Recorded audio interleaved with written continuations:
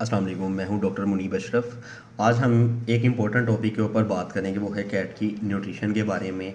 ख़ास तौर पे वो लोग जो कि कैट्स को नई नई कैट्स रखते हैं, उनको आइडिया नहीं होता, किटन को लेते हैं, उनको अक्सर ये प्रॉब्लम रहता है, कंफ्यूज रहते हैं कि आपकी अपनी कैट को खाने के लिए क्या दें।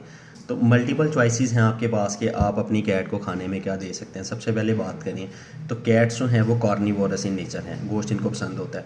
तो आई विल रिकमेंड कि आप हमेशा जो है उनको चिकन से स्टार्ट करवाएं।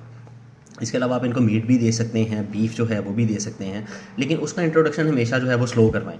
जैसे हम लोगों को प्रॉब्लम होता है कि सडन जब भी डाइट में चेंज आएगा तो वॉमिटिंग और डायरिया के प्रॉब्लम्स रहते हैं, तो इसी तरह कैट्स में भी ये प्रॉब्लम्स जो हैं बड़े कॉमन हैं। तो हमेशा ये कोशिश करें आप कि आप उनको जो है स्लो इंट्रोडक्शन करवाएं फूड्स का, ताकि उनको वॉमिटिंग या डायरिया जैसे प्रॉब्लम्स ना हों। तो आप चिकन जो है वो अच्छे से स्टार्ट करवा सकते हैं। लेकिन इससे भी ज़्यादा इंपॉर्टेंट बात ये है कि जब भी आप किसी पेट को परचेज़ करते हैं, तो मैंने पिछली वीडियो में भी इस चीज़ के बारे में बताया था कि जहाँ से आप परचेज़ करें आप उनसे खाने पीने के बारे में लाजमी पूछें कि आइदर वो इनको खाने के लिए चिकन ऑफ़र कर रहे हैं या कोई कमर्शियल फूड जो है वो ऑफ़र कर रहे हैं। अगर तो कमर्शियल फूड कर रहे हैं तो for the period of time आप उसको वही फूड यूज़ करवाएं, ताकि कोई मसला ना हो। तो ये एक बड़ी इंपॉर्टेंट चीज़ है। उसके बाद आप अपने वेट से कंसल्ट करके जो आपको वो फूड रिकमेंड करें आप वो चेंज कर सकते हैं, या अगर वही फूड अच्छा है वेट आपको रिकमेंड करेंगे डेफिनेटली कि आप यही फूड जो है वो कंटिन्यू कर सकती हैं इसके साथ। तो पहली बात आ गई चिकन की कि आप जो चिकन है वो उनको ऑफ़र करें। जब आप चिकन बॉयल करते हैं तो उसी के अंदर पानी की जो क्वांटिटी है वो भी ऐड किया करें। आपको पता है कि जो कैट्स हैं ये हाइड्रोफोबिक हैं, पानी को इतना पसंद नहीं करती। बहुत सारी कैट्स ऐसी हैं जो कि पानी पीती नहीं हैं, तो उसकी हाइड्रेशन को फुलफ़िल करने के लिए अल्टरनेटिव जो सोर्सेज़ हैं, फूड जो हैं वो इस्तेमाल किए जाते हैं ताकि हाइड्रेशन जो है वो कंप्रोमाइज़ ना हो। तो उसके लिए क्या किया जाता है कि जब चिकन बॉईल करते हैं उसमें पानी भी ऐड करते हैं, जो कि उसका स्टॉक बना देते हैं। चिकन स्टॉक बनता है तो आप वो भी उनको पीने के लिए दे सकते हैं, हाइड्रेशन फुलफ़िल करने के लिए। चिकन के अलावा जो हमारे पास दूसरी ऑप्शन आती है वो आती है कमर्शियल ड्राई फूड की आती है। तो मार्केट में क्या है, बहुत सारे ऐसे फूड्स जो हैं जो कि अवेलेबल हैं, डिफरेंट नेम्स के साथ आते हैं। आप वेट से कंसल्ट करके कोई अच्छा ब्रांड जो है अपनी पॉकेट मनी को देखते हुए उसके अकॉर्डिंगली कोई फूड जो है वो चूज़ कर सकते हैं, आप उनको ऑफ़र कर सकते हैं। अब ड्राई फूड का फ़ायदा क्या है? फ़ायदा जी फ़ायदा ही फ़ायदा है इसका। सबसे बड़ा फ़ायदा क्या है कि इसके अंदर प्रॉपर न्यूट्रिशन होती है एक कैट की।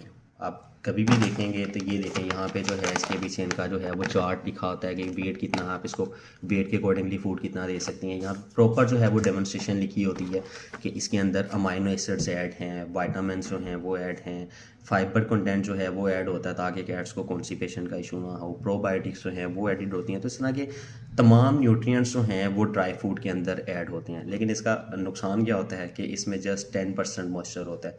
वो इतना अच्छा मॉइस्चर नहीं होता कि इनकी हाइड्रेशन को जो वो फुलफ़िल कर सके। लेकिन ये आपको लाजमी जो है कमर्शियल फूड अपनी कैट को देना चाहिए। चिकन भी दे सकते हैं, साथ साथ ये भी दे सकते हैं।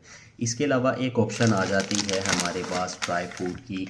ये भी जो हैं आपको डिफरेंट ब्रांड्स के नाम के साथ जो है ना आपको मार्केट में मिलेंगे। विस्कास है, मीरा है, रॉयल कैनाइन है, काफ़ी सारी जेलीज फूड जो हैं। अब इसमें क्या है कि इसमें एनर्जी तो उतनी नहीं होती, उतने न्यूट्रिएंट्स नहीं हैं जितने के एक ड्राई फूड के अंदर ऐड किए जाते हैं।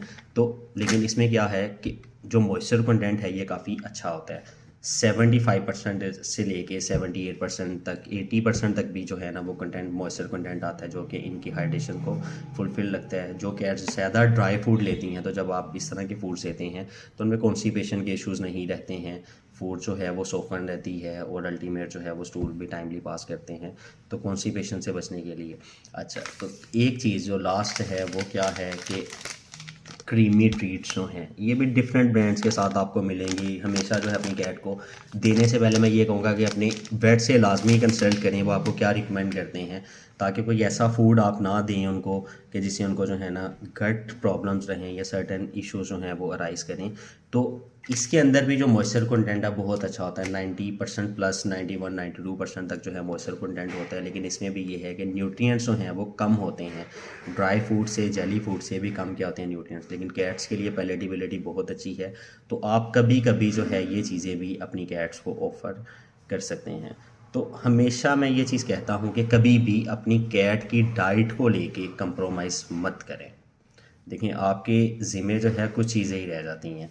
आप उनको टाइमली वैक्सीनेशन करवाएं, आप उनको डिवॉर्म करवाएं। और तीसरी चीज़ जो कि घर में आपने करनी होती है वो सबसे इम्पोर्टेंट है, और वो यही है कि आप इनको खाना अच्छा दें। कभी भी खाना जो है वो लो क्वालिटी ना दें, क्योंकि लो क्वालिटी फूड देने से बहुत सारे प्रॉब्लम्स रहते हैं। स्टमक के इश्यूज़ आते हैं, लीवर के इश्यूज़ आते हैं, और किडनी के इश्यूज़ तो बहुत ज़्यादा आते हैं। तो आप अगर सेविंग की तरफ भी देखें, मैं तो ये चीज़ हमेशा कहता हूँ अपने क्लाइंट्स को, और आप लोगों को भी यही चीज़ कह रहा हूँ कि फ़ूड अच्छी क्वालिटी का दें, लॉन्ग टर्म सोचा करें, शॉर्ट टर्म ना सोचें। देखें, अगर खुदा ना खास्ता आपकी कैट जो है उसको प्रॉब्लम आता है, किडनी का इशू आ गया, लीवर का इशू आ गया, ज़्यादातर जो है वो किडनी इशूज़ जो है वो राइज़ करते हैं। अगर तो इशू आ गया तो क्या कर सकते हैं आप उसका ट्रीटमेंट करवाएंगे। ट्रीटमेंट जो है वो एक्सपेंसिव जाएगा, 5 डेज़ तक जाएगा, 7 डेज़ तक जाएगा, 10 डेज़ तक जाएगा, depending upon the condition of your cat.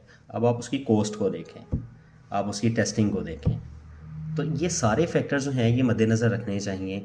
तो बजाय इसके कि मैनेजमेंट में कमी की वजह से आप कुछ इस तरह के जो है ना पैसे बचा रहे हैं, तो कैट की हेल्थ जो है वो, आपका टाइम जो है वो इफ़ेक्ट होता है। तो इन तमाम जो फैक्टर्स हैं इनको नज़र में रखा करें और लॉन्ग टर्म सोचा करें। कैट की हेल्थ क्या रहेगी, अच्छी रहेगी, आपके पैसे जो हैं बचेंगे, आपका टाइम भी बचेगा, आपके वेट के पास आने जाने के चक्कर बचेंगे। सबसे बड़ी बात, ज़हनी तौर पे जो है आप सुकून में रहेंगे। तो क्यों ना इन सारी चीज़ों को आप कंसीडर करके आप अपनी कैट को जो है वो अच्छा फूड दें। तो हमेशा जो है इनको अच्छा फूड दें ताकि इस तरह के प्रॉब्लम्स कभी भी ना आए। तो कभी भी फूड देने से पहले आप अपने वेट से लाजमी कंसल्ट करें। बहुत सारे ऐसे फूड हैं जो कि एक मिडल रेंज में आपको मिल जाते हैं, मार्केट में अवेलेबल हैं। लाजमी नहीं है कि आप एक एक्सपेंसिव फूड की तरफ जाएँ जो कि आपकी पॉकेट की रीच में ही ना हो। लेकिन कंसल्ट करने में कोई हर्ज नहीं है, आप कंसल्ट करें, आप उस तरह का फूड जो है उनको ऑफ़र करें, तो आप हमेशा फ़ायदे में रहेंगे, आपकी केयर जो है वो हमेशा फ़ायदे में ही रहेगी। अगर फूड के रिगार्डिंगली, डाइट के रिगार्डिंगली आपका कोई भी क्वेश्चन हो, क्योंकि बहुत सारी चीज़ें होती हैं जो कि हम कवर नहीं कर सकते, कुछ क्वेश्चंस होते हैं जो कि हमारे ज़हन में नहीं है, लेकिन जब आप लोग पूछते हैं तो उसका जवाब हम आप लोगों को देते हैं। तो हमेशा ये चीज़ करें कि अपनी कैट को फूड हमेशा वेट रिकमेंडेड दें, उस तरह से ही दें जिस तरह से आपके पेट ने आपको रिकमेंड किया। Thank you so much.